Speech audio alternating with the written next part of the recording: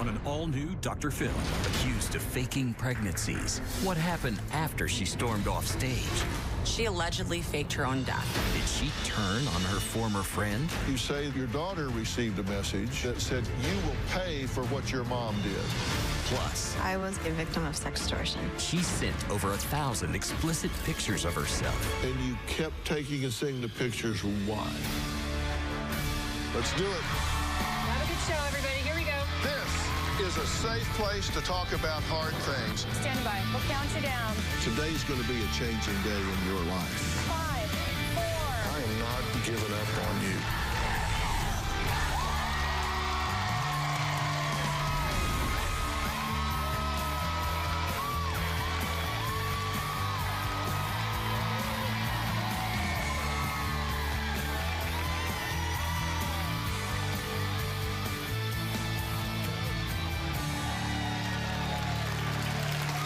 Well. Thank you. You guys may remember this classic show moment when our guest, Amy, stormed off the stage, tossed her shoes down the hall, and berated my producer backstage.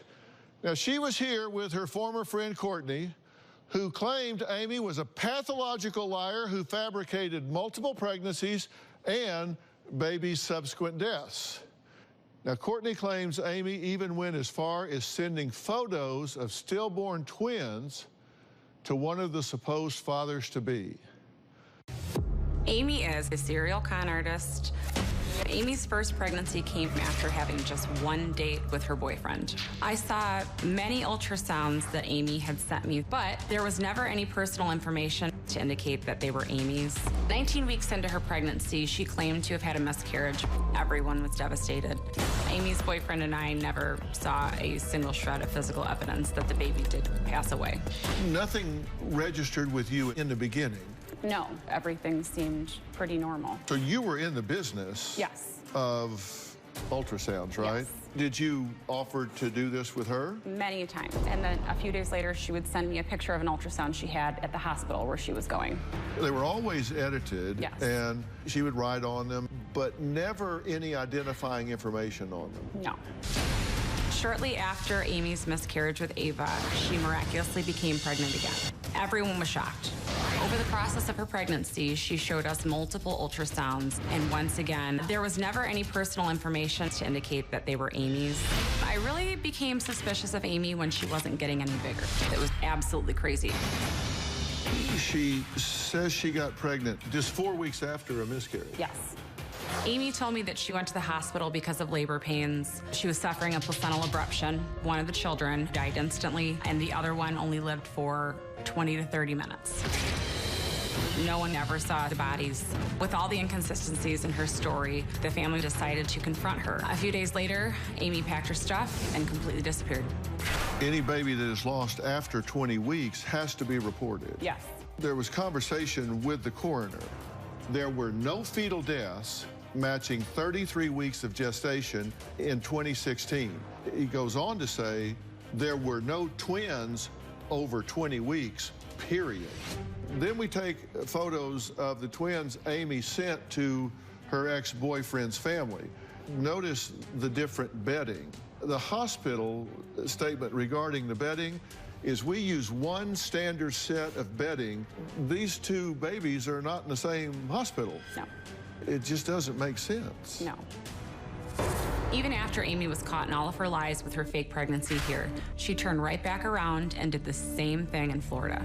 A bunch of mothers from a support group contacted me, and we all decided to create the No Friend of Mine scam page. This past spring, one member of our scam group found pictures of Amy on social media with a pregnancy announcement. Of course, with multiples, with a new man. Me and the members of the group immediately took action to find members of his family to warn them. Apparently, at a gender reveal party, he confronts her and says, hey, are you really pregnant? She could have easily gotten a pregnancy test, but did not. Amy, please come out and join us. What is your theory about why she is focused on you? I think Courtney still has a lot of issues in her own life that she hasn't resolved that she needs to self-work on. I mean, it's been almost 2 years now. That's why I'm here today to want to ask what the hell her problem is. Because I'm so pissed. I only came here to tell you, you haven't broke me. You can keep pushing all your little buttons, Courtney, and doing what you want. So I'm going to tell you now, keep it up, and it's all going to come back to bite you in the ass. Well, understand, Amy never confessed to any of this and still denies it. She maintains that she was telling the truth. Now, it took 2 days to sort through Courtney and Amy's accusations, and it culminated with Amy storming off and refusing to answer my questions. So take a look at part 2 of this. Have you said you were pregnant when you weren't? No. So when you were having that memorial service and releasing those balloons, that was legitimate? Correct. There's no record with the coroner of any twin deaths beyond 20 weeks. Why not? There's obviously not a report. Out of everybody in the state of different. Illinois don't have to disclose. No, I'm not saying I don't have to disclose the fact of dead babies. I mean, I could sit on your stage and I may look like a total ass to you, and that's fine, but I'm gonna be honest, I can't stand Courtney. So I don't feel like I owe Courtney an explanation. I don't feel like I owe the family an explanation, because if I did have to provide an explanation, I still want it. That's 2 years ago. People need to grow up and move the heck on. Did you send pictures of the children after they were deceased? Nope, because I don't have pictures of the deceased. Did you have the babies cremated? I'm not gonna answer that. I didn't come on the show to talk about the baby. I didn't come on the show to talk about it. Listen, I'm trying to clear your name so you don't have to put up with this. But the thing is, I realized going through therapy, I don't need to clear my name.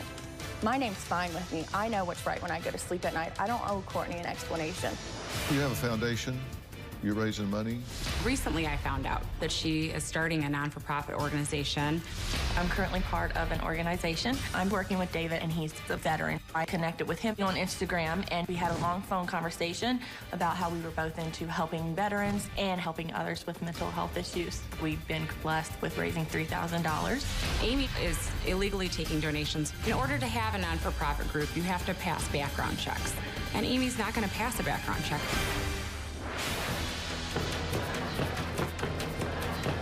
You can let me out of this door right now. First of all, you better get your information straight. You guys falsified. You know what? That's fine, dude. That's fine. I'm telling you right now, Justin. What falsified? Falsified my ass. I'm telling you guys right now with your false. I came on this.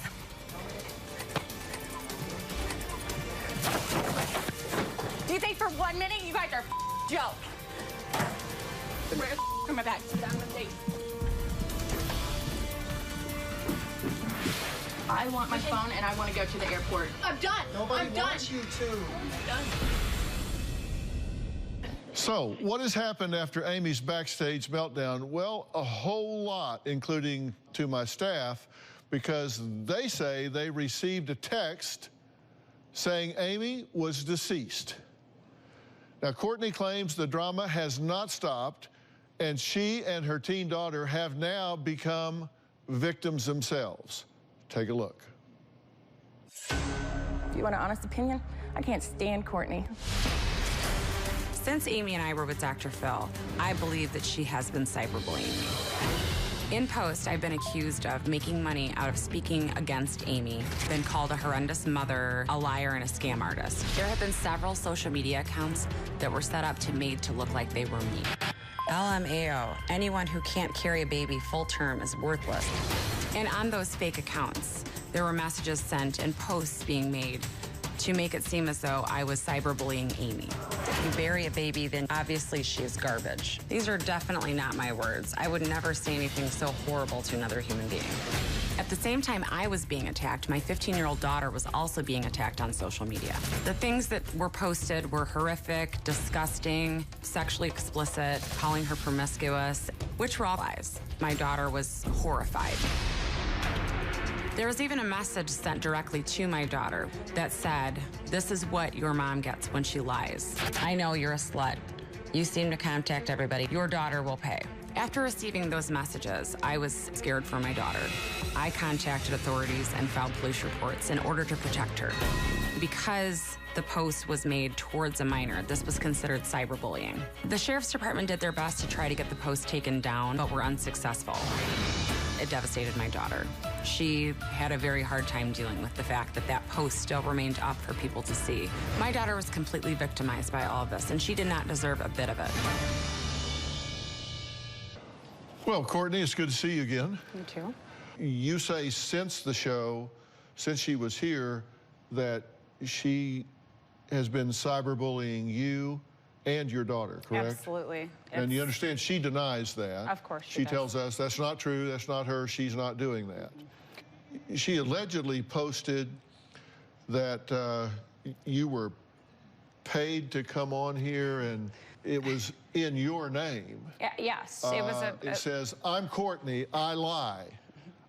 I got paid to be on the Dr. Phil show and I let my daughter, I won't repeat this vulgar comment, just to make the record clear, you didn't get paid to come on this show. No, I did not You came get here paid. on your own free will to talk about something of public concern. Absolutely. I came here to let the public know of what she is and to warn people about what she's doing to others.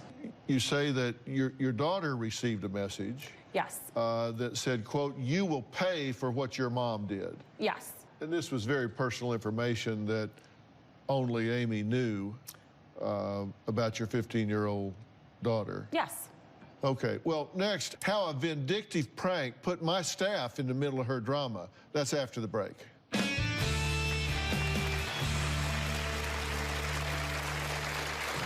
I was in a phone conversation with David, a member of the non-for-profit group that Amy was involved with. He received a message claiming that she had killed herself. Tonight at 10:37, Amy successfully committed overdose. May you burn in eternal hell. I didn't believe this for 1 minute. And later, she conducted her recorded interview over the phone. She even showed up at the airport and texted my staff she was boarding her airplane. So where is Amy? Tomorrow on an all-new Dr. Phil. They believe their teenage son He has gotten into my wife's face, screaming at her. I don't get in her face. is a ticking time bomb. Kicked out of private school, military school. He's angry because we've called the cops on him. He says he doesn't have an anger problem. You pushed me down the stairs. You're psychotic. You say, when I hear of the worst mass shooter, I think of you, son. That's tomorrow.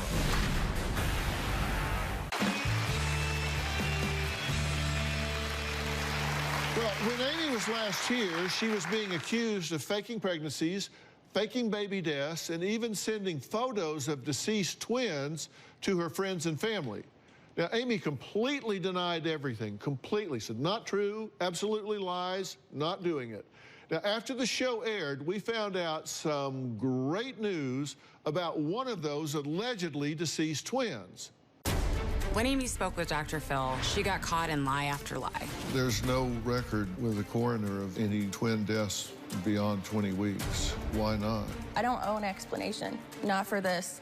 One of the biggest lies that she had were her fake photos of the twins that allegedly died. Did you have the babies cremated? I'm not going to answer that.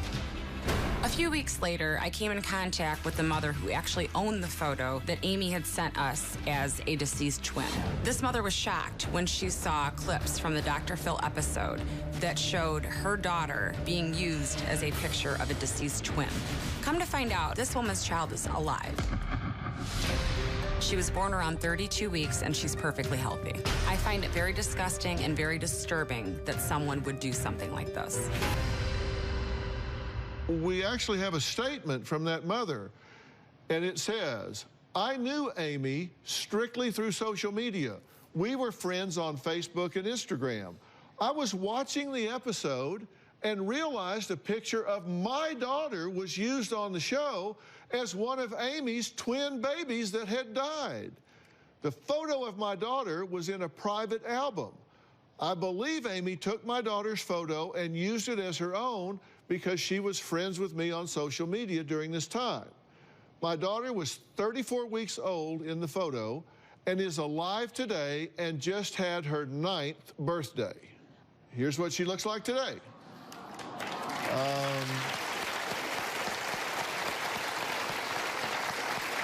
Courtney claims that just weeks after Amy denied all accusations and stormed off this stage, she got news that Amy had tragically taken her own life. Shortly after Amy and I spoke with Dr. Phil, she allegedly faked her own death. It should come as no surprise to me because she's literally faked her own children's deaths. After the taping, I was in a phone conversation with David, a member of the non-for-profit group that Amy was involved with. As I was on the phone with David, he received a message from Amy's cell phone number from a family member claiming that she had killed herself. Tonight at 10:37, Amy successfully committed overdose. Courtney and the Dr. Phil show will be the reason I have to put Amy in the ground. May you burn in eternal hell. I didn't believe this for 1 minute. Because the non-for-profit is so serious about suicide prevention, they decided to call the local law enforcement in Amy's county to do a wellness check on her.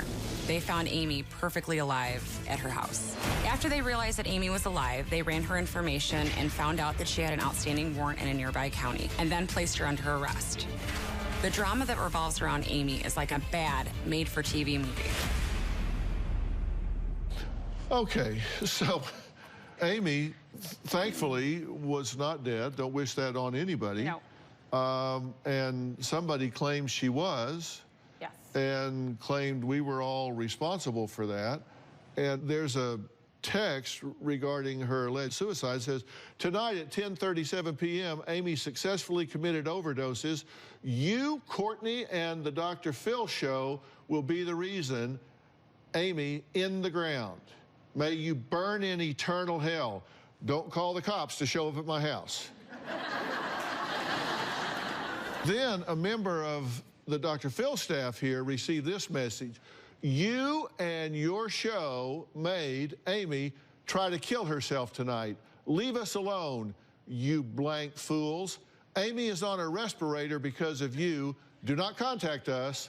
You and the show are a joke. And the supervisor that handles that is Justin.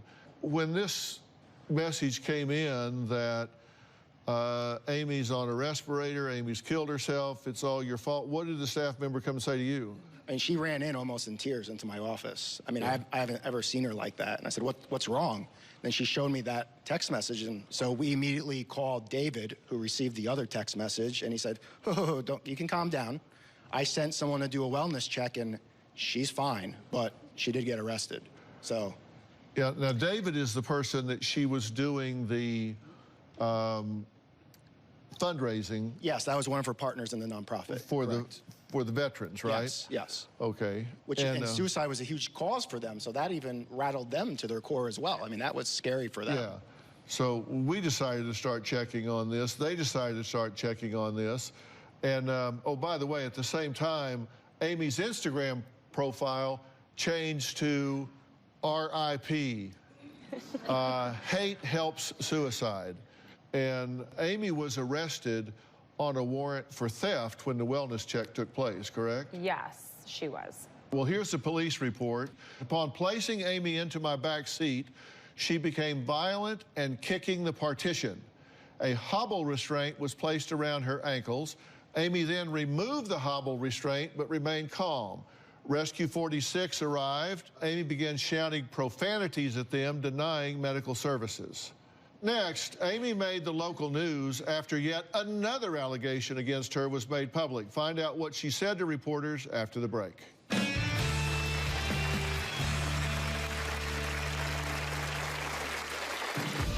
After the program aired, I received several messages from different people saying that Amy had scammed them as well. Dr. Phil did tell me to let it go.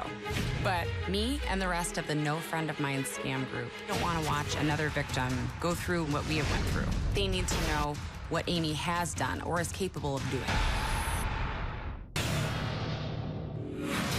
The non-for-profit group that Amy was involved with trusted Amy in helping them raise funds. We've been blessed with raising $3,000 so far for the org. Amy said in her own words on the show that she had received donations. A local woman accused of faking pregnancies and keeping money intended for veterans is telling her story. After the program aired, Amy set up an interview with a local news channel. I asked Amy about the money. Did you collect money before it was approved? No. They'd asked her point blank, and she stated no, which was a complete contradiction of what she had said in front of Dr. Phil. I also spoke with David Smith, the president of the organization. He says he never saw any of the money. We believed in her and believed everything she told us, and it all turned out to be a lie. Well, we actually have a statement from the nonprofit, and it reads, as of October 23rd, 2017, Amy was relieved of her duties as Director of Business Development after misfortunate facts of her came to light in the national spotlight. That would be here, I guess. Amy claims to have solicited donation funds under our organization's name. The organization never saw any of the money, nor received any receipts for said donations. We apologize for any pain or damage Amy has caused anyone. Again, she denies all of this. Now, so where is Amy? Well, when we decided to do this follow-up, she said, yes, I'm going to come. We invited her to come to the show again, and she agreed. She conducted her recorded interview over the phone. She even showed up at the airport and texted my staff she was boarding her airplane. So, Justin, what happened then? She changed her flight and flew somewhere else. On our ticket? Yes, we paid for a trip to a said location. She went to the airport, I'm here.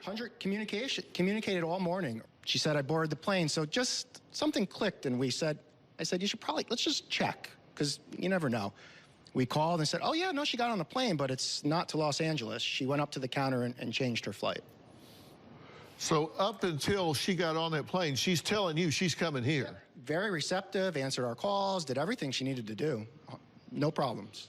Then she texted producers saying she was sorry, but she had too much anxiety about coming back. Now, we've reached out to Amy several times since, but we've not received a response. That ever happened to you before? Not in 16 years. Not in 16 years. Okay.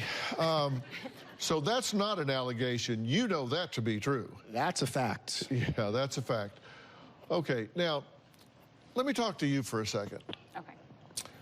When you were here before, I said, I totally get where you're coming from. You have someone that you know, and you feel like you needed to pop up and say, hey, by the way, if anybody's interested, I strongly believe this woman will lie about pregnancies and leverage men and try to do things, and I feel like I should say something about it, and you did.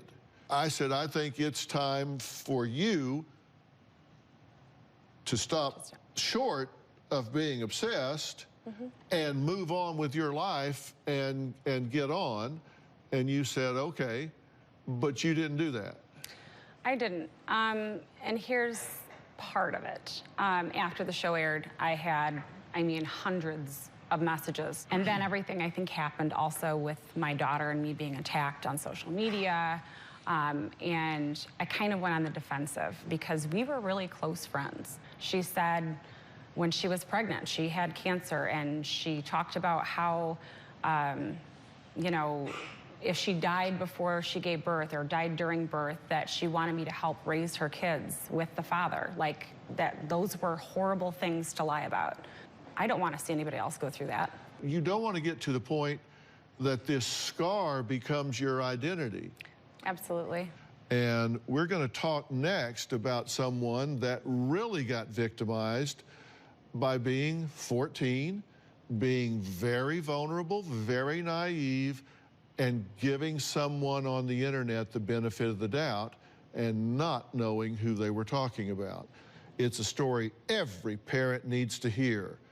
So listen with both ears after the break.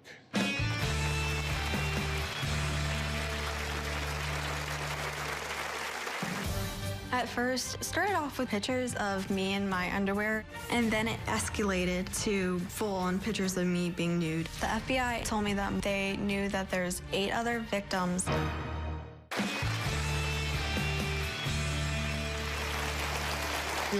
Katie was only 14 years old when she was blackmailed by a man, Mark, who she met on a popular social media app. Now, over the course of 4 months, this man threatened and manipulated her into sending him over 1,000 nude photos and videos of herself. Now, when Katie begged to stop sending them, she says this man threatened to rape her, post the photos online, and print them out to leave them at her neighbor's front door. Take a look. I would have never thought in a million years I would be a victim of sextortion. It all started when I was 14. I met a girl named Erin on an instant messaging app. She was around my age, around 15, 16 years old. At that time, I really had no friends, and I was really desperate. At first, started off with normal conversations. Then Erin said if I sent her pictures of me in my underwear, she would send me gift cards to my favorite stores. Then it escalated to full-on pictures of me being nude and videos. I thought it was very strange, but I kept doing it because I was really desperate.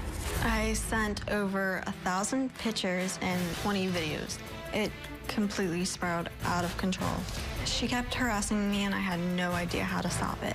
I hated myself, and I was very depressed. I started cutting like every single week. I sent her a picture of my arm, begging her to stop.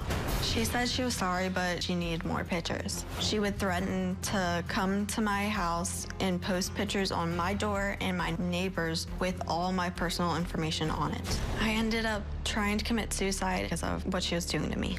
The day I finally had the courage to block her, I received a message on the same app from a guy named Mark with my nude pictures and personal information. And he soon started using Erin's tactics, demanding more and more pictures. I sent almost 500 pictures to him and a couple videos to him. I felt extremely trapped. I felt like it was the end for me.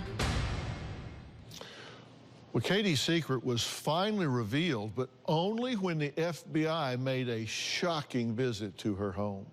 A year after I finally blocked Mark and Erin, the FBI came to my house. The FBI told me that apparently Mark was doing this to other girls, and they called the police. The FBI found him. They also found my pictures and all my personal information, and they knew immediately who I was. On top of all that, they told me that Mark and Erin were the same exact person the entire time. As I was listening in, I was utterly shocked. I just wanted to throw up. Because of this, she self-harmed, tried to commit suicide, and has even overdosed. I feel like I can't do anything right. I will never fully get over what happened to me. Words are very powerful. Mm-hmm. And the last thing you said on that tape is, I will never get over this. Yeah. And you're exactly right, as long as you keep telling yourself that. So we're going to talk about that as we go along. I just couldn't let that slide before we get along. Okay. Okay. Now, good to meet you guys. You too. Right, back to that. Did you have any clue at the time? Absolutely none. None? None. This was like just off the radar. 1,000 pictures, 20 videos. Where did you think she was? What did you think she was doing? Well, it should be, most of this happened in her, in her bedroom. It should, when he would call or text her, I'll give you 10 minutes, you gotta send me 25 pictures with a big smile on your face. She would be, go up to her room, go into the bathroom. And so, I mean, yeah. And you never looked at her phone, and you never conceived that she would do something like this, because it wasn't part of her character otherwise. Oh, no.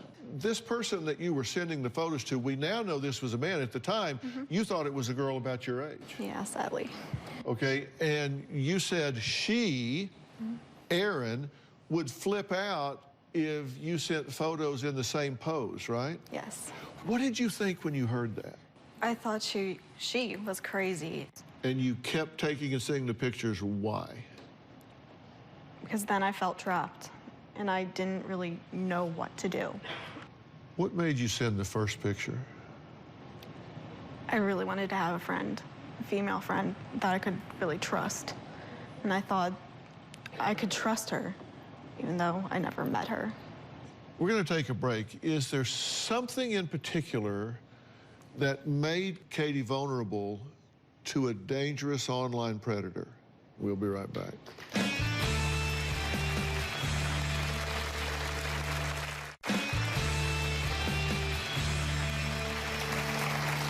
Katie was only 14 years old when she fell prey to a dangerous online predator, but she's still struggling.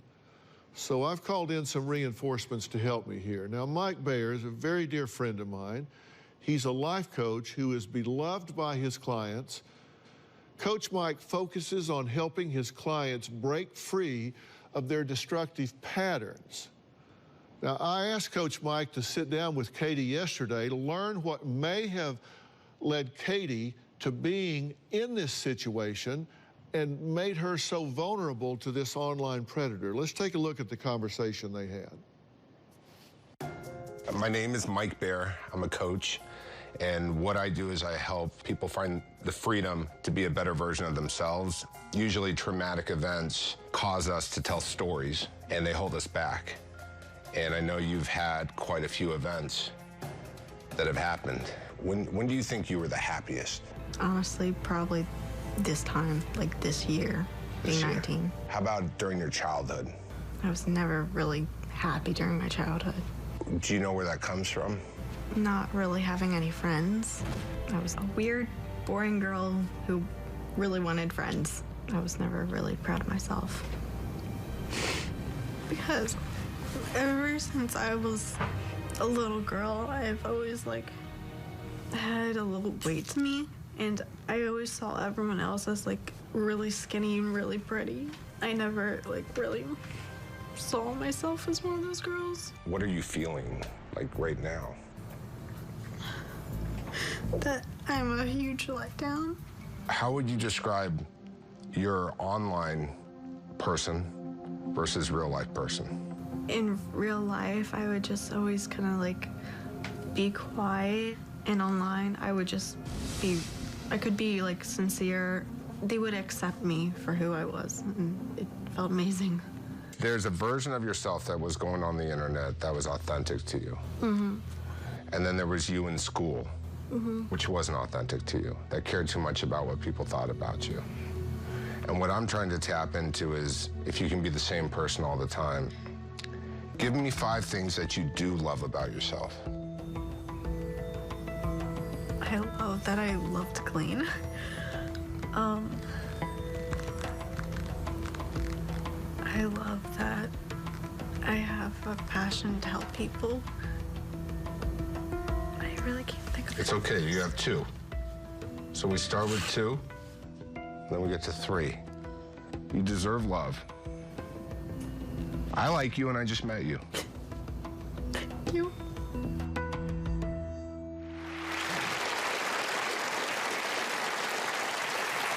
In looking back, if you were talking to a 14-year-old girl that was on the internet right now, yeah, and somebody on the other end was saying, hey, send me some nude photos, what would you say to her? Do not do that.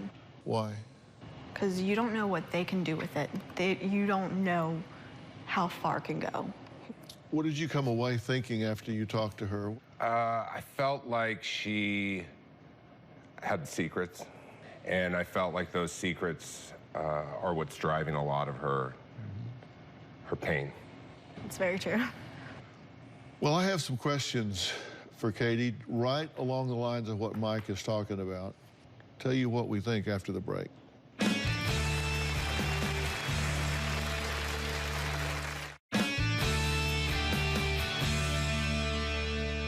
Mike says his sense from talking to you the other day is that you are burdened by a secret or secrets. Well, it's not really a secret anymore, but that Mark was the main reason I felt a lot of this doubt in myself. But you didn't feel good about you before you did that. Yeah. Were you aware that she had such self-esteem issues? I was. I didn't know the depths of them.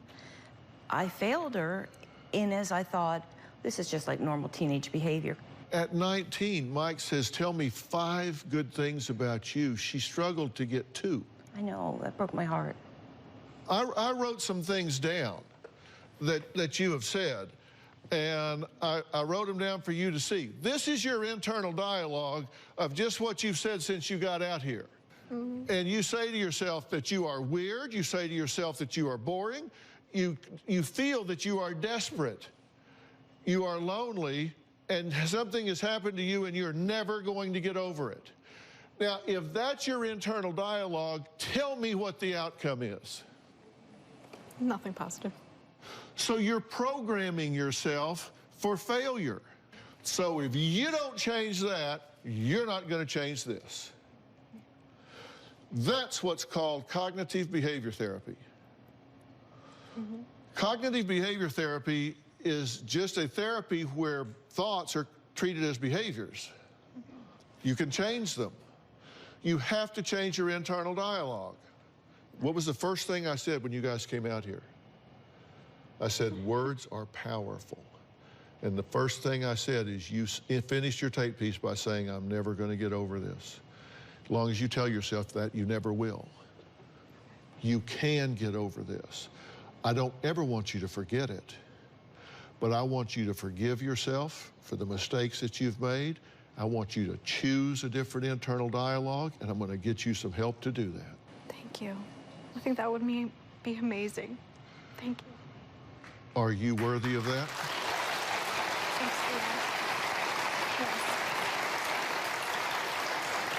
Are you worthy of the time and attention you're getting right now? Yes. Because there could be 10,000 other people sitting in this chair right now. Yeah. Are you worthy of being here? Yes. Are you worthy of the help that I'm offering you? Yes. Are you worthy of the attention you got from him? Yes. You've got to name it to claim it. If you name it, then you can claim your right to have this help, your right to change your life. Okay? Okay. Next, a member of our studio audience has a question so important that the answer may change his life forever. That's after the break. I'm told my biggest fan is here today from Phoenix somewhere. Do I have a big fan here from Phoenix? Oh, my God. Oh, is it you? Your friend told me, you're not my biggest fan? I am. Do you watch the show? Every day. Yeah? Well, come up here and I'll take a picture with you since you're not here. Yeah, you can step up here. So, all right, did you come by yourself? No, it's my boyfriend, my best friend, and her husband. Okay, well, boyfriend, you can come. I'm not going to bring the whole crowd. But, all right, so you can come. What's your name? Matt. Matt, how are you? What's your name? Jenny. Jenny, good to meet you. You too. All right, let's take a picture here. Turn around. All right, we got a picture. So do you watch too? I've never watched in my life until it was...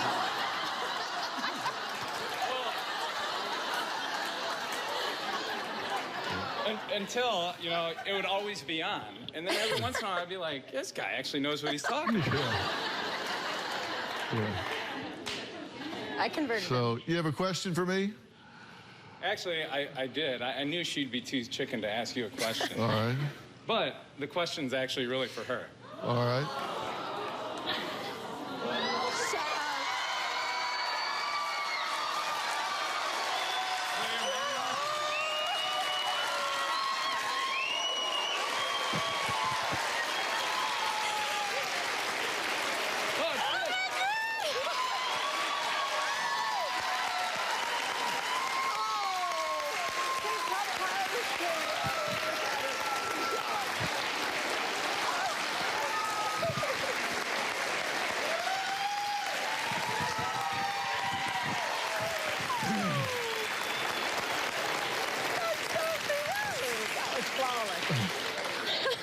Oh my God. I assume the answer was yes? Yes. Okay, we need to get a close-up on this. Wow, now you did good, Matt. Well, I confess Matt asked me to do this, so we've been in on this the whole time, okay? Thank you. All right. We did good, didn't we? Yeah, we did. Thank you. All right. Thank you. I appreciate it. All right, congratulations to both of you. Thank you. All right, thanks so much. All right.